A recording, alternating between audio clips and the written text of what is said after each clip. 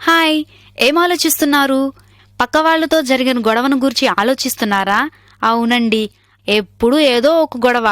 మొత్తానికి ఈరోజు వాళ్ళ నోరు మూయించాను, చచ్చిపోయారనుకోండి అని మీ మనసులో అనుకుంటున్నారేమో. ఒకతను తన శత్రువు పెట్టే బాధలన్నీ సహిస్తూ వస్తున్నాడు. ఇతడు ఓర్చుకున్న కొద్దీ శత్రువు మరింత రెచ్చిపోసాగాడు. అతడు ఇక తట్టుకోలేక ఒకరోజు నేను అతన్ని చంపేస్తాను అని మరో వ్యక్తితో చెప్పాడు. ఆ మాట శత్రువు చెవిలో పడింది. ఈ ముసలివాడు నన్నేమి చేస్తాళ్లే అనుకున్నాడు. అలా చంపేస్తానన్న శత్రువుకు ఏ హాని చెయ్యకపోగా ప్రతిరోజు ఏదో మేలు చేస్తున్నాడు.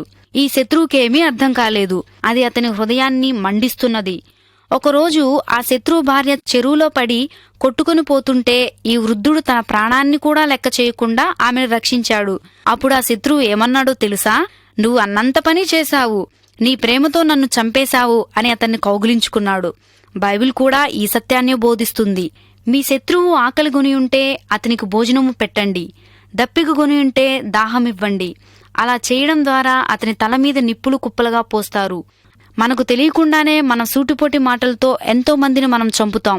ఆ చంపడం ఏంటో ప్రేమతో ఎందుకు చంపకూడదు?